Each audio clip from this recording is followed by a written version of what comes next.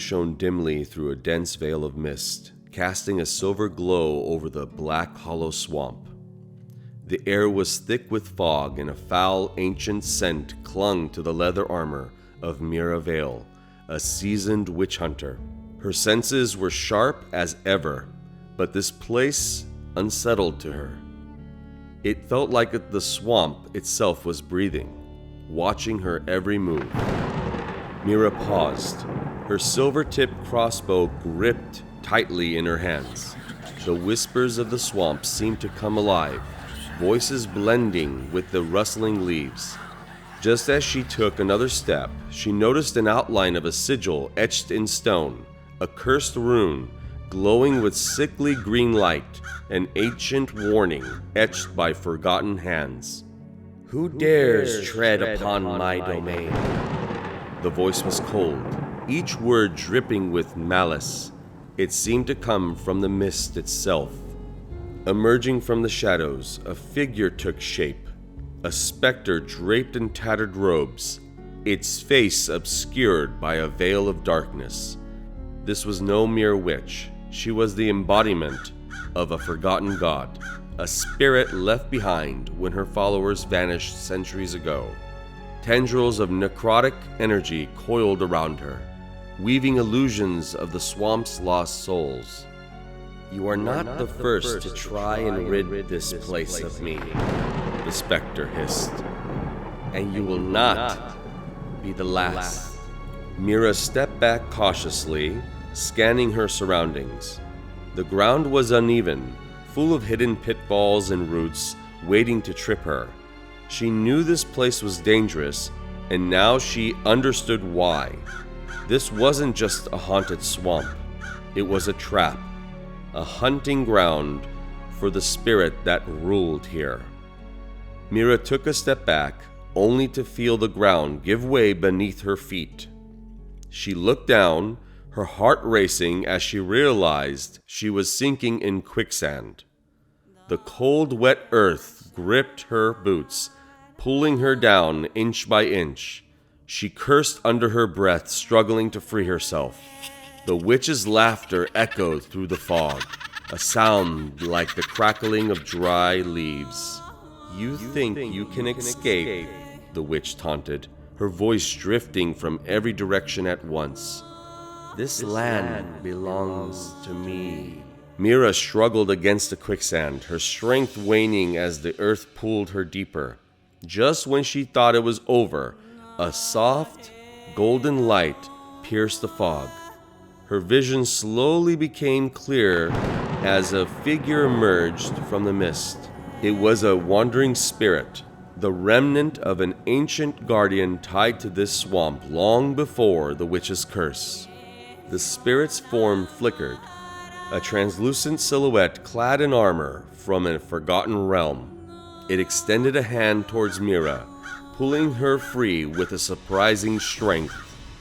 "You should not be here," the spirit whispered, its voice echoing with sorrow. Mira took a moment to catch her breath, her gaze fixed on the ethereal figure. "You're helping me?" she asked, bewildered. I was once bound by her curse," the spirit replied, its voice tinged with a deep sadness. "But you carry the light of the sun." It gestured to Mira's crossbow bolts, which glimmered faintly with a soft, golden glow. These bolts had been blessed with sunlight magic from a sunlight ritual. The spirit pointed to the ground where Mira had stepped. There, etched into the earth beneath the rune, was a faint symbol, a fragment of an ancient map. Mira knelt down, brushing away the dirt and revealing it. The symbol looked like part of a great whole, a puzzle piece leading deeper into the swamp. You must follow the signs," the spirit whispered. "The witch's power is rooted in the heart of this place, where the veil between worlds is thinnest." Mira looked up, but the spirit was already fading away. She stood clutching the fragment in her hand. This was no ordinary hunt. She was unraveling a mystery far older and darker than she had imagined. Mira realized she had entered the Vale of Echoes, a part of the swamp cloaked in an unnatural mist. Here the fog was not just dense. It felt sentient, alive with whispers that brushed against her ears. They were voices she did not recognize, yet they spoke of her past, of moments long buried in her memory. A young girl's laugh, the reprimand of a stern mentor, and her own voice, trembling with fear she hadn't allowed herself to feel in years. "You will be lost here," her voice echoed from the mist, mocking her. Just like all the others who thought they could face her. Mira clenched her jaw, forcing the voice out of her mind. This was a trick, an illusion born from the witch's power. But as she pressed forward, the fog shifted, swirling into shapes, faces of the lost, their hollow eyes staring back at her, mouths open in silent screams. The mist parted for a brief moment, revealing a vision from her childhood. A narrow forest path under the dappled sunlight, and a small girl running ahead. Mira's heart ached as she recognized the figure. Her younger sister, lost to the curse of another dark witch many years ago. She hadn't thought of her in so long, bearing the memory deep under layers of hardened resolve. Come on, Mira, the girl's voice called, innocent and carefree. It cut through the fog like a blade, making Mira's chest tighten. You promised you'd find me. Mira shut her eyes tight and yelled out, "I rebuke you, evil spirit, in the name of my Lord." The image shattered like glass, banishing the illusion. She couldn't afford to be distracted, not here. The witch was testing her resolve, dredging up old wounds to weaken her spirit. But Mira had learned long ago that the only way to face the darkness was to press forward, no matter the cost. Mira continued, following the faint symbols carved into stones and trees, now almost completely obscured by moss. The whispers grew louder, forming a low hum that vibrated in her chest. The ground beneath her feet turned solid again, and she realized she had entered a clearing where the fog seemed thinner, as if held back by an invisible boundary. At the center of the clearing was an ancient stone altar, half buried under layers of moss and vines. It looked as though it hadn't been touched for centuries, yet there was an unmistakable aura of power emanating from it. Mira approached cautiously, her fingers brushing over the cold stone's surface. The altar was carved with runes she had only seen in the oldest tomes, symbols of binding and protection, of ancient pacts made with darker forces.